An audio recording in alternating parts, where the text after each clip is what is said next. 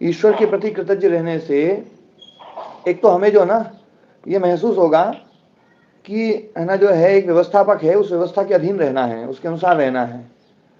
तो हमारी जो मनमानियां हैं वो मनमानियां रुक जाएंगी, क्योंकि हम बहुत मनमानी कर रहे हैं।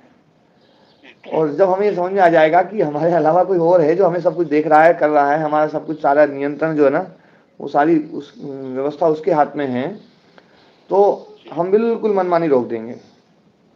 और हमारे भीतर जब कृतज्ञता का भाव आएगा तो कृतज्ञता का भाव हमारे भीतर पात्रता विकसित करेगा। जी।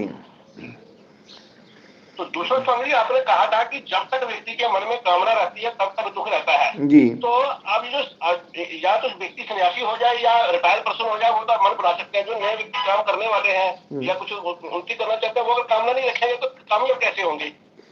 बिना कामना के भी काम होता है, लेकिन क्या है हमने अब तक करके नहीं देखा है, इसलिए हमें ऐसा लगता है कि बिना कामना के काम कैसे होता होगा। कर्तव्य भाव के जितने भी कर्म हैं वो सारे के सारे बिना कामना के हैं। कर्तव्य भावना वाले जो कर्म हैं वो कर्तव्य भाव वाले करने चाहिए नहीं करने चाहिए? वो करने चाहिए, है ना? वो तो करने चाहिए। तो कर्तव्य भावना वाले जो कर्म है उसमें यदि कामना हो गई तो फिर कर्तव्य भाव क्या रहा? नहीं, कामना रख के जो स्वामी जी वो कर्तव्य कर्म होंगे ना, कामना यदि हो गई तो फिर कर्तव्य नहीं रहे। कामना यदि है तो करो, नहीं है तो नहीं मत करो, है ना? तो फिर तो आजादी मिल गई। कर्तव्य में आजादी थोड़ी है, कर्तव्य में आजादी नहीं है। आजादी ना होने के कारण से ही उसका नाम कर्तव्य है। कर्तव्य मतलब जो करना ही है ना, उसमें कामना थोड़ी है। चलो ठीक है, तो इस पर चिंतन किया जाएगा जी। बात समझ में आएगी। हाँ जी, धन्यवाद जी। हाँ, तो अगला सूत्र 44वां सूत्र है। आवाज आ रही है? हाँ जी। स्वाध्यायात इष्ट देवता संप्रयोग। संप्रयोग अर्थात मेलनम, जुड़ना, ना जुड़ाव, मिलना जुड़ना। संप्रयोग का अर्थ है मिलना जुड़ना। तो सबसे पहले मुकेश जी ने ये लिखा है, स्वाध्याय से इष्ट देवताओं का मिलन होता है। स्वाध्याय ओम का जप और मोक्ष शास्त्रों का अध्ययन। आत्म विषयक शास्त्रों का अध्ययन जो है ना वो है स्वाध्याय, और ओमकार का जप। तो सारी क्रियाओं को परम गुरु को समर्पित कर देना ये ईश्वर प्रणिधान है। और स्वाध्याय है ओम का जप और मोक्ष शास्त्रों का अध्ययन। तो वास्तव में ओम ही ईश्वर है। वो जो ओम है और हम जो ओम बोल रहे हैं उसमें भिन्नता है। हमारी ध्वनि मूल ओम ध्वनि का अनुकरण मात्र है। बिल्कुल सही बात लिखी। हर शब्द अपना अर्थ देता है। शब्द का उसके अर्थ के साथ नित्य संबंध होता है ना। सिद्धे शब्दार्थ संबंध है। एक सूत्र है, ये एक वार्तिक है। सिद्धे शब्दार्थ संबंध है, उसका अर्थ यही है, शब्द, शब्द का अर्थ और उसका आपस में संबंध, ये नित्य है। अनुकरण शब्द का अर्थ जो अनुकार्य है वह है। अनुकार्य मतलब जिसका अनुकरण किया है। तो अनुकरण शब्द सार्थक शब्द ही होता है। हम जो ओम शब्द बोलते हैं वह वास्तव में अनुकरण शब्द है। हम जो ओम शब्द बोलते हैं वह अनुकरण शब्द है ना। राम को बुलाओ, ये तो वो जो उसने बोला है, पहला व्यक्ति है जिसने बोला है राम को बुलाओ। इसका अर्थ ये हुआ कि उस व्यक्ति को हाँ, उस व्यक्ति ने क्या बोला है, ये जो बोला है उसने, वो वाक्य ये बता रहा है ना। अच्छा एक बात बताओ है ना अरुण जी, आपको किसी आदमी ने है ना मान लो बोला है ना, कोई अपशब्द बोला, मान लो दुष्ट बोला है ना। नंबर 1 व्यक्ति ने आपको दुष्ट बोला है ना, और आपको सुनाई नहीं दिया, आपको सुनाई नहीं दिया, लेकिन कुछ ऐसा लगा आपको उसकी बॉडी लैंग्वेज से कि इस आदमी ने जो है ना कोई गलत शब्द बोला है, ऐसा लग जाता है अपने को। उसने बोला क्या है ये तो अपने को पता नहीं चलता है, लेकिन उसने क्या बोला है, मतलब बोला किस ढंग का बात शब्द होगा ये अपने को पता चल जाता है। तो आपने उसके बगल में खड़े हुए व्यक्ति से पूछा, वो है नंबर 2 आदमी। एक नंबर एक मतलब एक का नाम रख दिया हमने का, एक का नाम रख दिया खा। का ने आपको ना आपको कुछ बोला है गलत, आपने का से तो पूछा नहीं क्योंकि का तो बताएगा नहीं, लेकिन खा से आपने पूछा, बोले इसने क्या बोला था, तो खा ने बताया, बोले इसने दुष्ट बोला था, दुष्ट, है ना। अब आप किसके ऊपर गुस्सा करोगे, खा के ऊपर या का के ऊपर? हम का के ऊपर करेंगे? नहीं, खाने भी दुष्ट बोला है। नहीं, खा ने जो दुष्ट बोला है उसमें तो ये बताया है कि का ने आपको दुष्ट कहा है। दुष्ट का मतलब इस दुष्ट का अर्थ दुष्ट नहीं है, इस दुष्ट का अर्थ है उसने ये शब्द बोला है जी। हाँ, समझिए। ठीक, हाँ समझ गए। तो यदि ये मूल शब्द होता, अनुकरण शब्द नहीं होता, तो इसमें भी गुस्सा आता, लेकिन इसमें गुस्सा नहीं आ रहा आपने को, क्योंकि इस दुष्ट का शब्द का अर्थ कुत्सा, निंदा नहीं है। उसने जो दुष्ट शब्द बोला है उसका अर्थ है निंदित, है ना, गलत आदमी। और इसने जो दुष्ट बोला है उसने केवल उसको आपको ये बताया है कि उसने ऐसा शब्द बोला था, उसका अनुकरण किया। तो ये हो गया अनुकरण। ठीक है ना। तो अनुकरण शब्द का अर्थ जो होता है वो अनुकार्य होता है।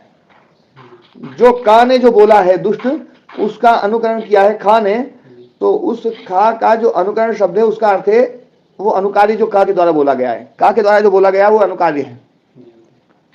ठीक है ना। ओम ही ईश्वर है और ओम जो हम बोलते हैं वो ओम शब्द केवल अनुकरण है। और जो ओमकार जो नित्य शब्द है, जो है ना उत्पत्ति रहित है, विनाश रहित है, वो जो ओंकार है, जो पवित्र ध्वनि है, जो अनहद नाद है, वो ध्वनि जो है ना वो नित्य है। हम जो बोल रहे हैं उसका अनुकरण कर रहे हैं बस। हमारी ध्वनि मूल ओंकार ध्वनि का अनुकरण मात्र है। हर शब्द अपना अर्थ देता है, शब्द का उसके अर्थ के साथ नित्य संबंध होता है। अनुकरण शब्द का अर्थ जो अनुकार्य है वह है, अनुकरण शब्द जो है ना वो अनुकार्य को बताता है। अनुकरण शब्द सार्थक शब्द ही होता है। हम जो ओम शब्द बोलते हैं वह वास्तव में अनुकरण शब्द है। हाँ, हमारा प्राचीन दर्शन शब्द को नित्य मानता है, शब्द नित्य है, और वह शब्द यूनिवर्सल साउंड है। ओम, उसको यूनिवर्सल साउंड कहा है ना, यूनिवर्सल साउंड जो है, तो वो क्योंकि वही गुंजायमान हो रहा है सर्वत्र। और ये जो यूनिवर्सल साउंड है HUM, HUM वास्तव में H नहीं, वो AUM होना चाहिए, लेकिन चूंकि वैज्ञानिक जो है वो शब्दविद नहीं है इसलिए उन्होंने HUM बोल दिया। पर यदि वो शब्दविद होते, भाषाविद होते कि है ना जो ना ध्वनियों का कैसे क्या होता है, किस प्रकार से कौन सी ध्वनि में कौन सा मूल है ना अक्षर, मूल अक्षर कौन सा है, तो वो ए को लाते। परावाक शब्द ब्रह्म है, अक्षर ब्रह्म, शब्द ब्रह्मणि निष्णाता परम ब्रह्मादि गच्छति। यूनिवर्सल साउंड ओम, ओम ध्वनि अनहद ध्वनि है, आहत ध्वनि नहीं है। ये दो चीजों के टकराने से नहीं बनी है। अनाहत ध्वनि वह है जो दो वस्तुओं में बिना किसी टकराव के पैदा हुई हो, मतलब पैदा हुई हो भी कहना गलत है, वो बिना किसी टकराव के है। आहत ध्वनियां जो होती है जो टकराहट से पैदा होती हैं, ये तो पैदा भी नहीं होती है। ये तो है। हाँ, पैदा ही नहीं है तो फिर टकराहट से तो पैदा हुई नहीं है जी। क्योंकि पैदा होती है यूँ कहते हैं तो फिर तो गड़बड़ हो जाएगा। अब पैदा ही नहीं हुई, वो सदा से है, तो दो चीजों के टकराहट से नहीं बोल सकते अपन, क्योंकि जैसे ही हम दो चीजों की टकराहट से बोलते हैं तो वैसे ही उसको हम शादी बना देते हैं, अनादि नहीं रहती वो, है ना जी मुकेश जी। जी जी, तो इसलिए जो ना बिना किसी टकराव के पैदा हुई हो, ये पैदा हुई हो इसमें थोड़ा सा करके, ये तो अनादि है, पैदा तो होती नहीं है ये ना, ये भी जरा लिख दीजिएगा।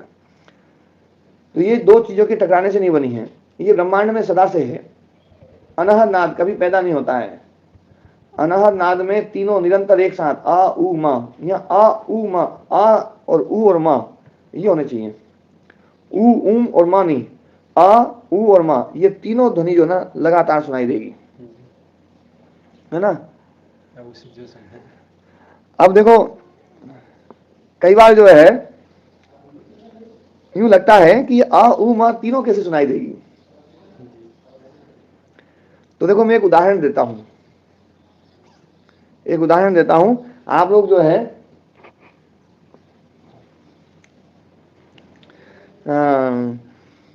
सुनना इस ध्वनि को, इस ध्वनि में जो है ना आपको तीनों चीज सुनाई देगी।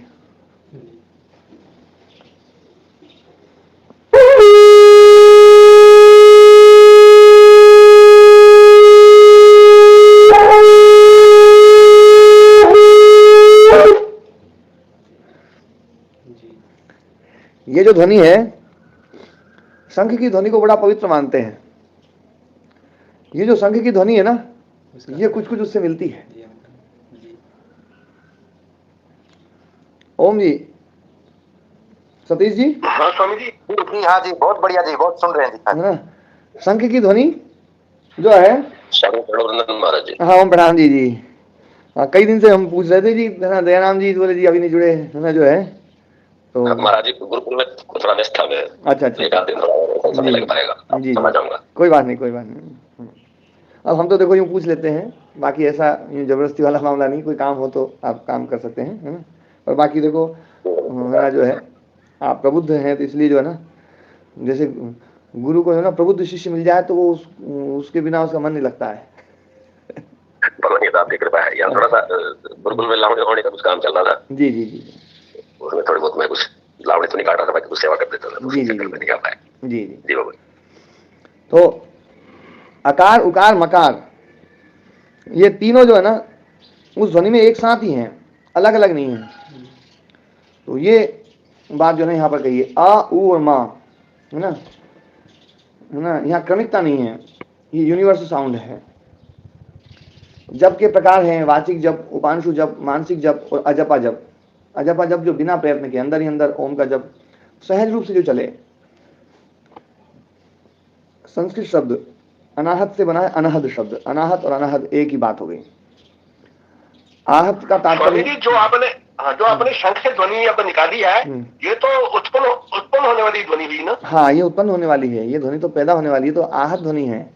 लेकिन मैंने आपको थोड़ा सा बताया था कि इस ध्वनि में आप आ भी सुन सकते हो, ऊ भी सुन सकते हो, माँ भी सुन सकते हो, है ना। जी जी। है ना, इसमें का नहीं सुनाई देगा, खा नहीं सुनाई देगा, गा नहीं सुनाई देगा, लेकिन माँ निरंतर सुनाई देगा। इसमें आ भी, हाँ जी, ओम प्रणाम महाराज जी। हाँ प्रणाम जी। ये शंख भी महाराज जी छोटे बड़े होते हैं, उस हिसाब से इनकी भी अलग निकलती है ध्वनि तो। हाँ जैसे अब आप देखो, मैं दूसरा शंख बजाता हूँ, हाँ उनमें भी तो फर्क तो इनमें भी है।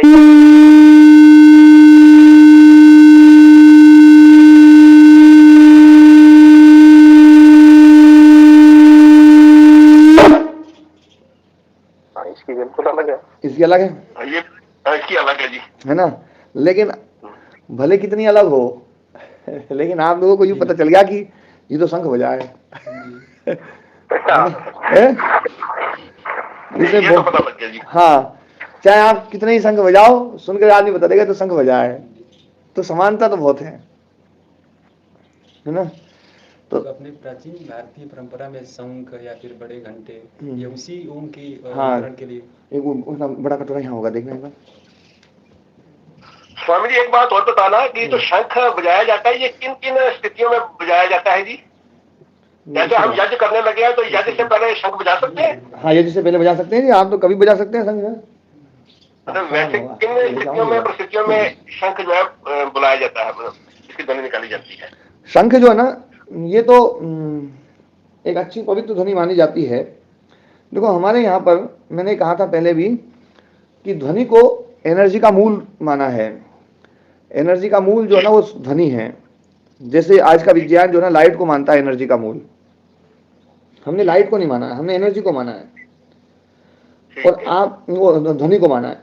और एक बात यह है कि अब तक आपको एक भी लाइट इस यूनिवर्स में नहीं मिली होगी जो लाइट है ना, जो ना कहां से आई है इसका पता ना चले। क्यों जी? एक भी लाइट ऐसी, क्या एक भी प्रकाश की किरण ऐसी संभव है कि जिसका सोर्स का पता ना चले? सोर्स का तो पता चल जाता है जी। क्यों जी मुकेश जी? हाँ जी स्वामी जी। है ना, कोई भी लाइट ऐसी नहीं होगी जिसका सोर्स का पता ना चले, है। लेकिन जो है ना ध्वनि जो है ना, ऐसी ध्वनि के बारे में वैज्ञानिकों ने खोज कर ली जिस ध्वनि का सोर्स का पता नहीं चल रहा है। अब देखो मैं एक ध्वनि और निकाल रहा हूं, एक चम्मच लाओ। आप लोगों को बड़े ध्यान से सुनना पड़ेगा क्योंकि वो ध्वनि थोड़ी धीरे से ही आएगी, पर जो है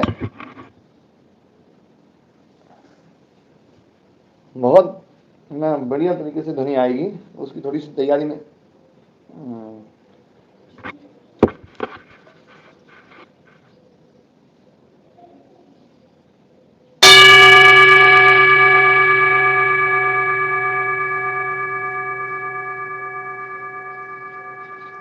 अभी भी आ रही है?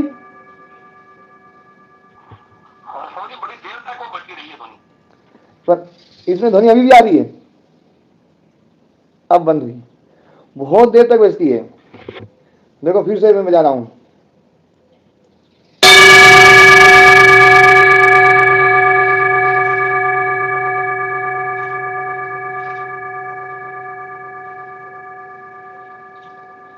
अभी भी आ रही है? जी हैं? जी अभी भी आ रही है? अभी भी है। तो अब मत हुई है। हाँ, नहीं इसमें तो अभी भी पता चलेगी। बहुत देर तक जो है ना ये ध्वनि बजती है। अच्छा, ये जो ध्वनि है, इस ध्वनि में भी आपको ये लगेगा कि ना माँ निरंतर निकल रहा है, निरंतर निकल रहा है, ऊ निरंतर निकल रहा है। जी तो ये आ ऊ और माँ, ये बड़ा एक बहुत अच्छा कम्युनिकेशन है। ये मतलब जो ना ऐसा है, ये निरंतर। जैसे हम जब बोलते हैं तो हम तो बोलेंगे तो आकार बोलेंगे, एक बार उकार बोलेंगे और फिर मकार बोलेंगे, जी है ना? जी है ना? जो है ये तीनों एक साथ नहीं बोल सकते हम, जी हमारी व्यवस्था है ये। जी लेकिन उस ध्वनि में तीनों एक साथ चलते हैं, है ना? जो है यही बात समझाया था कि इसमें है ना क्रमिकता नहीं है। आगे आहत का तात्पर्य दो वस्तुओं के परस्पर टकराने से है ना? विज्ञान की भाषा में ध्वनि जब पैदा होती है तो जब दो चीज टकराती है, जब दो चीजें एक दूसरे पदार्थ से टकराती हैं तो ये पैदा होती है, ये आहत ध्वनि है। पर ये अनाहत नाद का पता नहीं चल रहा है कहां से आई है ये। पदार्थ की चार उपाधियां हैं, जाति, गुण, क्रिया और यदिच्छा शब्द उसका नाम। कोई भी पदार्थ है तो उसमें जाति रहेगी, गुण रहेगा, क्रिया रहेगी और उसका एक नाम रहेगा। जैसे गाय में गोत्र एक जाति है, गुण उसमें लाल सफेद काली, क्रिया गाय का उठना बैठना, यह प्रयत्न साध्य है। गोत्र ना जो ना जाति और गुण जो ना ये सहज रूप से रहते हैं, लेकिन जो क्रिया है वो प्रयत्न साध्य है ना? तो ये क्रिया और ये जो ना यदिच्छा शब्द उपाधियां हैं, ये है ना व्यक्त बाद में होती हैं। यदिच्छा शब्द उसका नाम गाय रख दिया गया है ना, ये यदिच्छा शब्द है। घटाकाश जीवात्मा शब्द सोपाधिक है, ये उपाधि है ना? आकाश और जीव जो ना ये उपाधि है, आकाश और जी जीव ये उपाधि है। बड़ी गजब की बात है। देखो जीवात्मा में जीव उपाधि है, जीव से युक्त जो आत्म तत्व है उसको हम जीवात्मा बोले हैं, जी है ना? जी और इसमें उपाधि आत्मा भी बन सकती है। आत्मा से युक्त जो जीव है वो जीवात्मा। जी क्यों जी, है ना राम कुमार जी? हमारा जी देखो उपाधि जो है ना दोनों जगह बन रही है यहाँ पर।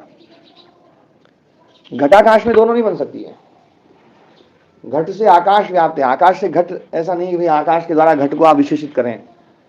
आकाश के द्वारा घट विशेषित नहीं हो रहा है ना? यहां पर भी आत्मा के द्वारा जीव विशेषित होता है।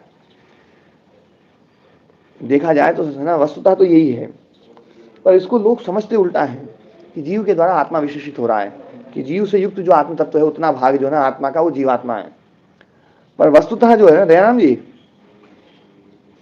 ये एक बात जोर की बता रहा हूं मैं, है ना? जो ना नई बात है ये कि यहाँ पर उपाधि कौन है। उपाधि मतलब जैसे घटाकाश में उपाधि जो ना वो आकाश है। उपाधि मतलब जो दूसरों से अलग भी कर दे, है ना? और उसके द्वारा वो है ना उस शब्द के द्वारा वो है ना जो ना कहा भी ना जाए। आकाश शब्द के द्वारा जो है ना घट कभी भी आकाश शब्द का वाच्य नहीं हो सकता, आकाश शब्द का वाचक नहीं हो सकता, आकाश शब्द कभी भी वाच्य नहीं हो सकता घट का, है ना जी? प्रतीक तो उल्टा होता है जी। प्रतीक तो उल्टा होता है कि जैसे घटाकाश बोलते हैं तो एक प्रकार से ऐसा लगता है जैसे आकाश को ही हम विशेषित कर रहे हो। हाँ, तो आकाश को विशेषित कर रहे हैं घट के द्वारा। मैं उल्टा बोल गया क्या? हाँ, घट के द्वारा आकाश को विशेषित कर रहे हैं, घट के द्वारा आकाश को विशेषित कर रहे हैं। घट उपाधि है, पर घट कभी भी आकाश को नहीं बोलता है। उल्टा बोल गया है ना? घट जो है कभी भी आकाश को नहीं बोल सकता है, तो घट शब्द का वाच्य आकाश कभी भी नहीं हो सकता है ना? हाँ, ये बात जो है ना बोलते बोलते मैं जीवात्मा के बारे में सोच रहा था और बोल रहा था ये, तो आकाश शब्द है ना? हाँ, तो घट शब्द जो है आकाश को दूसरे आकाश से अलग तो कर रहा है, है ना, व्यावर्तन तो हो रहा है, इसमें पृथकता तो हो रही है, पृथक है ना उसमें जो है, पर घट शब्द आकाश का कभी वाचक नहीं बनेगा। ठीक है। अब ऐसे ही जीवात्मा में जीव शब्द आत्म तत्व को विशेषित तो कर रहा है, मतलब है ना पृथक तो कर रहा है दूसरे जो शुद्ध आत्म तत्व से, लेकिन जो है जीव शब्द कभी भी आत्मा का जो है वो वाचक नहीं बन सकता। ठीक है। अब यहां दूसरी बात बता रहा हूं जो मुख्य बात है कि जीवात्मा शब्द में जीव शब्द, वो आत्मा शब्द जो है ना जीव को विशेषित कर रहा है, ये बात हमने खूब सुनी है, और आज पहली बार जो है ना ये सुनिए कि जीव के द्वारा, वो आत्मा के द्वारा जीव को विशेषित किया जा रहा है कि ऐसा जीव जिसमें आत्म तत्व का रिफ्लेक्शन है, वो है जीवात्मा। और आत्मा कभी भी जीव नहीं हो सकता है ना, मतलब वाचक, आत्मा शब्द का वाचक कभी भी जीव नहीं बन सकता है। समझ में आई जी दयाराम जी? दोनों एक जैसा ही लग रहा है, दोनों एक जैसा नहीं लग रहा है, दोनों अलग अलग है। देखो घटाकाश में आकाश के द्वारा घट विशेषित नहीं हो सकता है।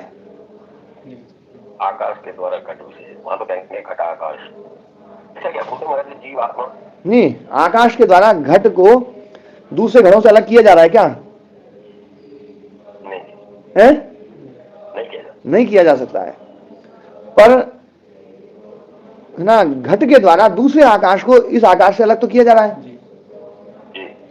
तो यहां पर जो ना घट ही है ना उपाधि बनेगा, वो आकाश ही उपाधि बनेगा, नहीं घट उपाधि बनेगा आकाश का।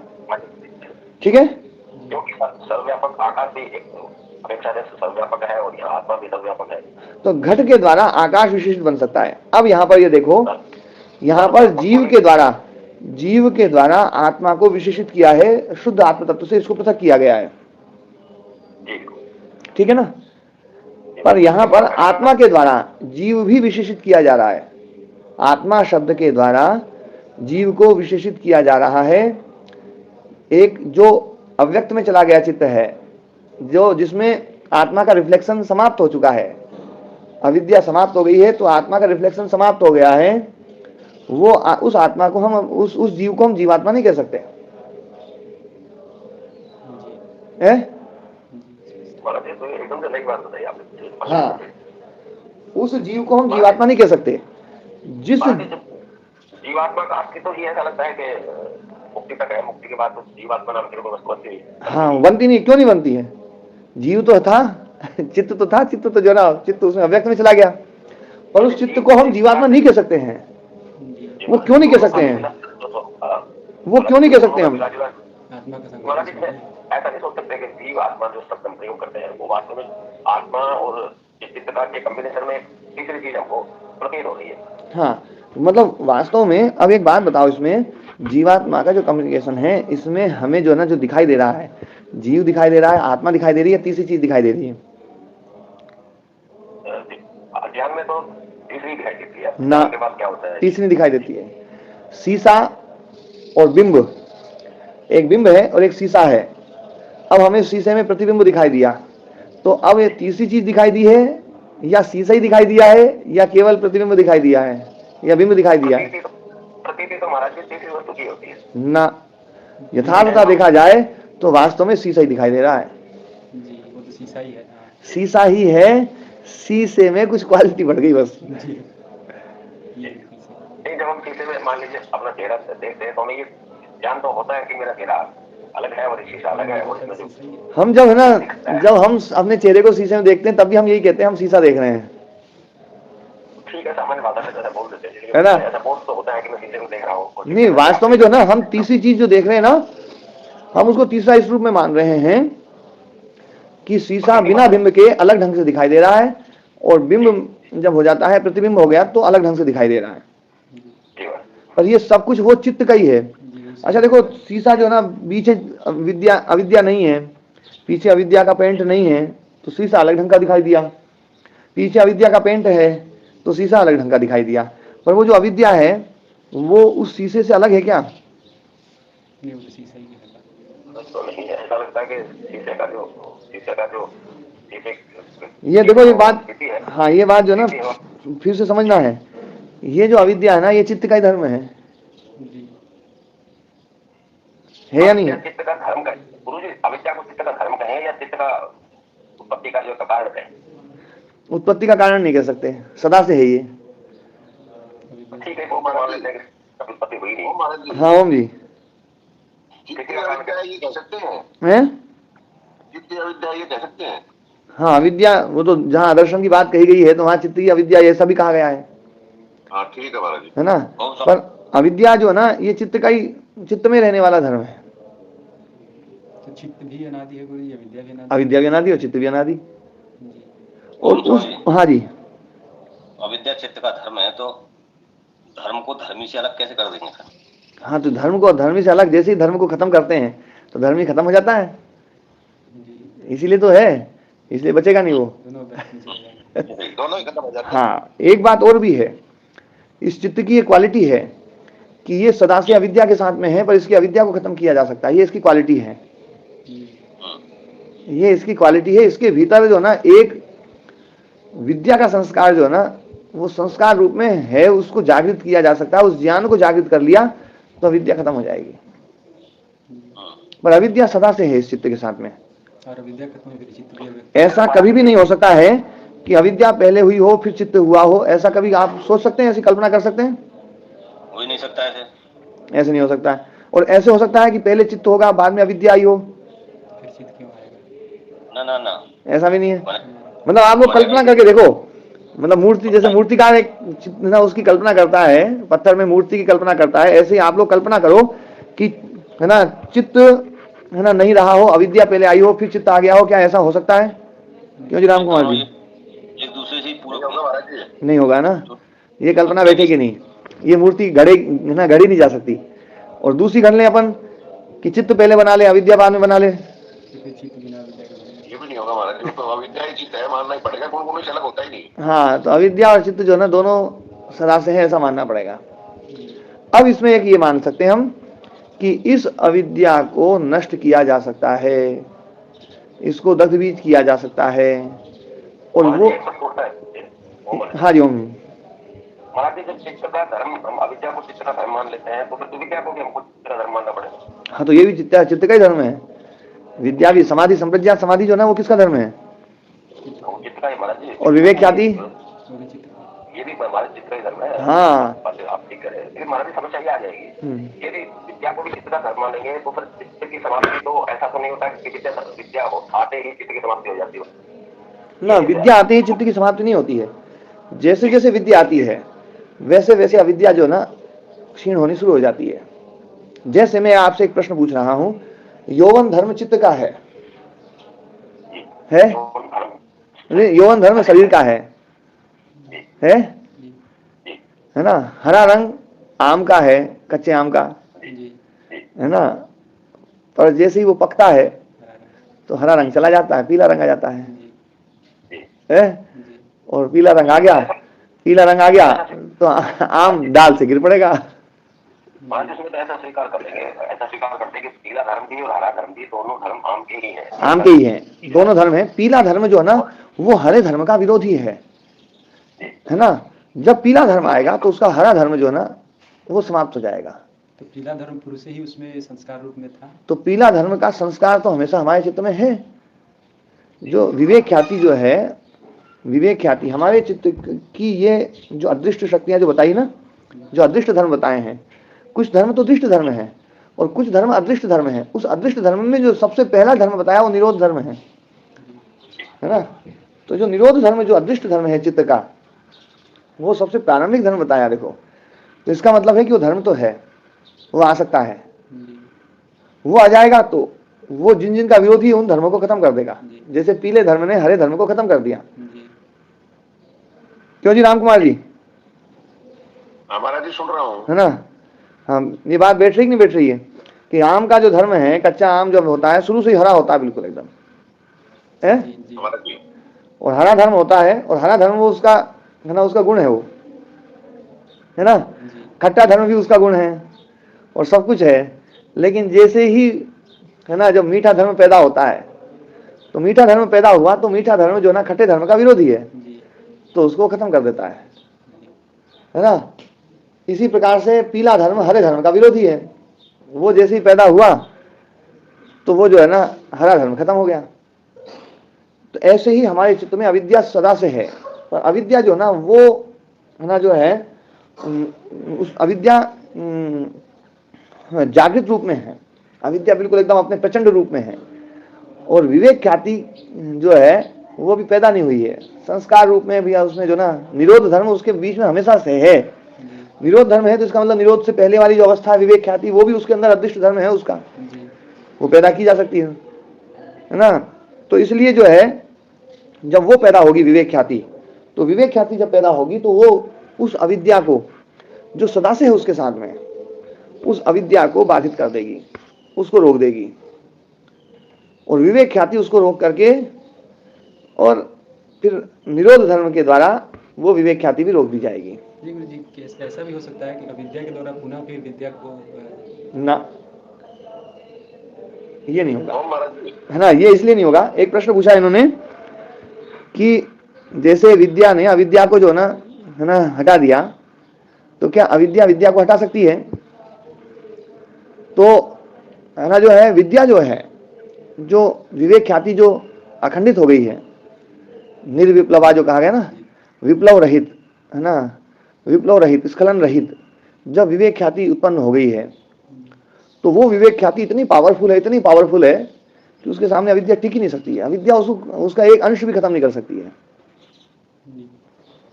क्योंकि विवेक ख्याति अविद्या के संस्कारों को नष्ट कर देती है,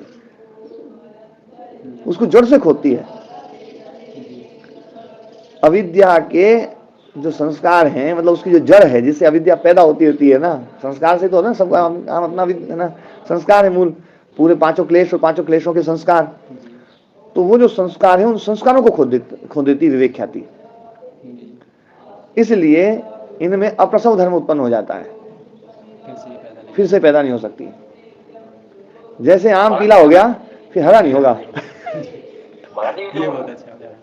तेरहवें सूत्र में या 12वें सूत्र में जो व्याख्या की गई है की बात है कि अनागत धर्म होता है तो वो वर्तमान में आ जाता है, वर्तमान पर अतीत में चला जाता है। हाँ, इस प्रकार से धर्म को समाप्त तो नहीं किया जा सकता, वो केवल उनकी अवस्था बदल रही है। हाँ, अवस्था बदल रही है ना।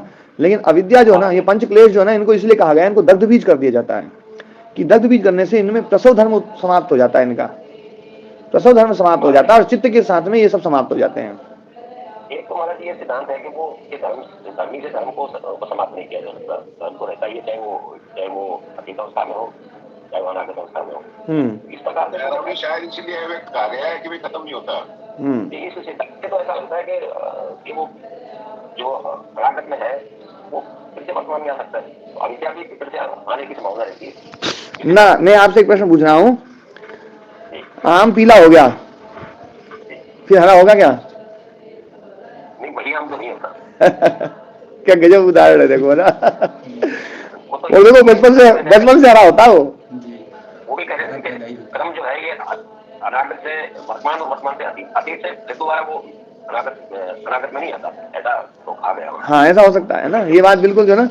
तो अविद्या जो है ना, यदि उसके संस्कार दग्ध बीज कर दिए गए तो अविद्या पैदा नहीं हो सकती। फिर दीपक होगा, वो अंधेरा हा ही नहीं सकता। हाँ, अंधेरा दीपक को जो ना, मतलब अंधेरा दीपक को बुझा नहीं सकता। देखो विवेक ख्याति तो ऐसी अग्नि है, विवेक ख्याति ऐसी अग्नि है कि विवेक ख्याति में किसी चीज को भून दिया गया है, विवेक ख्याति ने किसी को जला दिया है, तो उसमें कुछ पैदा ही नहीं हो सकता। यदि कुछ पैदा हो जाए फिर विवेक ख्याति में दम नहीं, विवेक ख्याति कमजोर हो जाएगी। तो अपनी चर्चा अपन आगे।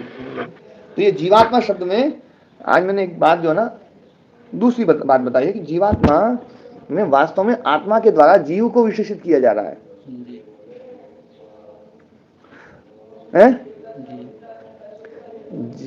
आत्मा के द्वारा जीव को विशेषित किया जा रहा है। जीव के द्वारा आत्मा को विशेषित करना से क्या है, कई बार आदमी सोचता है जीवात्मा में जो ना आत्मा तो है, तो बोले आत्मा है तो वो आत्मा ये आत्मा अलग अलग कैसे है। तो मैं इस बात के लिए बोल रहा हूँ कि जीवात्मा में जब हम आत्मा को मान रहे हैं तो जीव को ही तो मान रहे हैं, तो जीव को देख लो ना, मुख्य जीव को देखो, और वो जीव है कैसा, आत्मा के द्वारा विशेषित है, वो आत्मा के द्वारा विशेषित है, वो जीवात्मा, वो जीव है। और एक पर है, पर मतलब प्रधान, वो पर जो प्रधान है वो भी आत्मा के द्वारा विशेषित हो जाए तो परमात्मा हो जाएगा, है ना। मतलब ये व्याख्या जो ना थोड़ी गंभीर है ना। वेदांत इस पर जाएगा, है ना। लेकिन चूंकि हम चित्त को ज्यादा वो यहाँ पर वो ले रहे हैं, तो यहाँ पर जो ना जीवात्मा शब्द के द्वारा वो उपाधि भी जो ना जीव के द्वारा आत्मा को विशेषित किया जाना, ये किया जा सकता है, पर वेदांत कहेगा कि आत्मा को किसी से विशेषित नहीं किया जा सकता, है ना। आत्मा को विशेषित नहीं किया जाता, ये कुछ बात समझ में आती है, परंतु जीव को आत्मा को जीव के द्वारा विशेषित किया जा रहा है, ये तो आत्मा के द्वारा जीव को विशेषित किया जा सकता है। देखो एक बात बताओ मुझे, बिंब को, मैं एक बात पूछ रहा हूँ आपसे, बिंब को प्रतिबिंब से विशेषित किया जा सकता है क्या? बिंब को प्रतिबिंब से विशेषित समझ नहीं आ रहा कुछ, किया भी जा सकता है, ऐसा लगता है। अच्छा, चंद्रमा के द्वारा सूर्य को कुछ विशेषित किया जा सकता है? ये तो महाराज आपने उदाहरण बदल दिया ना, तो ये तो बोल रहा हूं मैं, बिंब है ना, प्रतिबिंब के द्वारा बिंब को विशेषित किया जा सकता है क्या? यही तो मैंने पूछा है। जी महाराज, ऐसा लगता है किया जा सकता है। घड़ा रखा है, तो घड़ा रखा है, घड़े के सामने पर शीशा रख दिया, है ना, घड़े के सामने शीशा रख दिया है जी। मान लीजिए एक से अधिक घड़े हैं, एक से अधिक घड़े का प्रतिबिंब एक ही किसी दर्पण में आ रहा है, उसमें हम ये तो विशेष कर सकते हैं कि ये कौन सा घड़ा है, कौन सा घड़े का जो प्रतिबिंब है, ये कौन सा घड़े का, तो प्रतिबिंब आप बता सकते हो, पर ऐसा नहीं है कि घड़ा रखा हुआ है, घड़े में जल रखा हुआ है, अब घड़े में जल ठंडा है ना, अपन एक शीशा रख दें तो क्या वो जल और ज्यादा ठंडा हो जाए? दो शीशे रख दें तो जल थोड़ा और ज्यादा ठंडा हो जाए, क्योंकि घड़े के प्रतिबिंब कई सारे बन रहे हैं, दो बन गए, अब दो घड़े, पहले एक ही था, अब 3 घड़े हो गए हैं, तो उस घड़े में जो पानी है वो 3 गुना ठंडा हो। 4 शीशे रख दें, देखो विशेषित करने का मतलब उसमें कोई गुण तो बढ़ाओ, घड़े के कुछ गुण बढ़ जाए शीशे से, ऐसा कोई हो सकता है? विभाजन होता है तो विभाजन तो कर ही सकते हैं। नहीं, विभाजन नहीं, आप उस घड़े में कोई गुण बढ़ाओ। घड़े को विशेषित करने का मतलब है उस घड़े में कुछ ना कुछ ऐसी चीज, मतलब है ना, ऐसा करो जो उस शीशे के कारण से घड़े में कुछ विशेषता आ गई हो।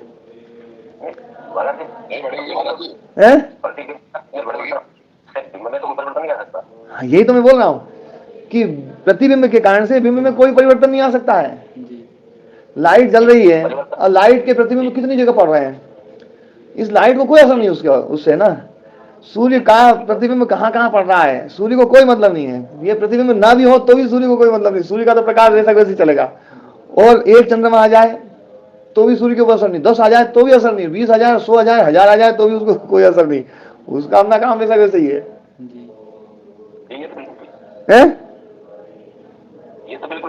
ये बिल्कुल ठीक है ना। तो बात ये हो गई कि भैया प्रतिबिंब के द्वारा बिंब के ऊपर कोई असर नहीं हो सकता है, इसलिए प्रतिबिंब बिंब की उपाधि नहीं बन सकता है। इसको ऐसे भी तो अब बिंब ही प्रतिबिंब की उपाधि बन सकता है, बिंब ही प्रतिबिंब को विशेषित कर सकता है। सूरज ने चंद्रमा को विशेषित कर दिया, पहले अंधेरे में था अब प्रकाशित हो गया, है ना। पहले शीशा साधारण दिखाई दे रहा था, कुछ नहीं दिखाई दे रहा था, घड़ा आते ही ओह घड़ा दिखाई दे गया। देखो प्रतिबिंब को जो है ना बिंब ने अलग अलग कर दिया है, हो रहा है। तो जीव आत्मा के ऊपर कुछ जोर डाल रहा हो, ये बताओ मुझे कि आत्मा के ऊपर कुछ विशेष प्रभाव डाल दे, संभव नहीं है। पर आत्मा की उपस्थिति से जो है ना बिंब के ऊपर तो प्रभाव पड़ जाता है, प्रतिबिंब के ऊपर। यही समझाना था मुझे। स्वामी जी मेरे हिलने से मेरी छाया हिल सकती है, हाँ। लेकिन मेरी छाया मेरे पे कोई असर नहीं होता। हाँ, है ना। तो यहाँ पर उपाधि जो है, उपाधि के द्वारा हम किसी को विशेषित करते हैं, तो जीव के द्वारा आत्मा को विशेषित किया ही नहीं जा सकता है ना।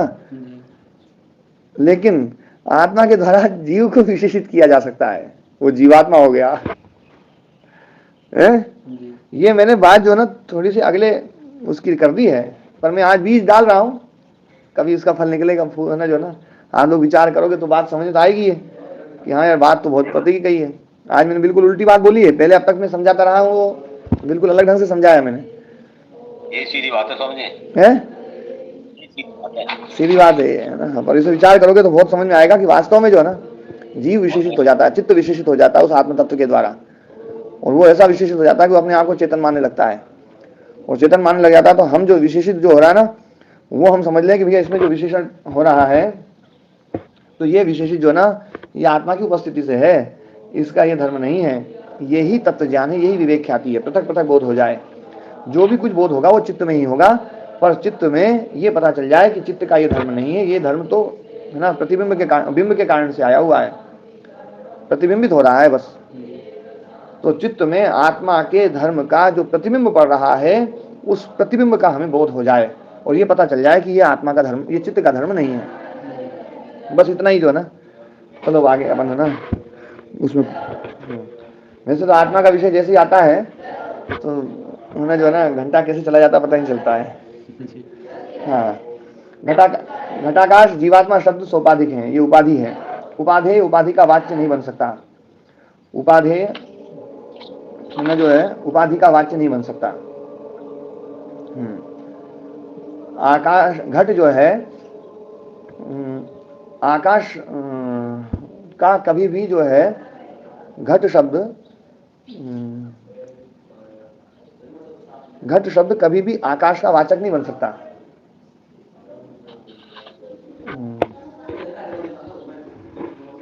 यहां पर घट उपाधि है, तो उपाधि उपाधि का वाच्य नहीं बन सकता, इसमें वाचक शब्द आए तो ज्यादा अच्छा रहेगा जी।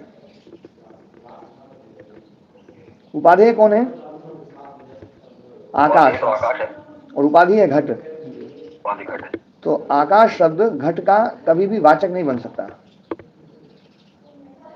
भी तो आकाश का वाचक नहीं, जो ना उपाधि है ना, उपाधि घट जो है वो आकाश का वाचक नहीं बन सकता, और उपाधि उपाधि का वाच्य नहीं बन सकता। सही है, बिल्कुल कोई दिक्कत नहीं। आकाश जो है वो घट का वाच्य नहीं बन सकता है, उपाधि का वाच्य नहीं बन सकता, उपाधि वाचक नहीं बनेगी। ठीक है ना? हाँ, बिल्कुल सही है जी। वैशेषिक में 6 भाव पदार्थ में गुण एवं द्रव्य अलग अलग चीज है, 7वां भाव पदार्थ है। गुण अलग है, द्रव्य अलग है। ओम प्रयत्न साध्य है, हम जो ओम बोलते हैं वो प्रयत्न साध्य है। अजपा जप में प्रयत्न खत्म हो जाता है, ये अब प्रयत्न साध्य है। अजपा जब भीतर उतरता है तो वह अनाहनाद परावाक है, वो प्रकट होती है। वेरी इंपॉर्टेंट है ये बात। ठीक है, आज पाठ को ही विराम देते हैं।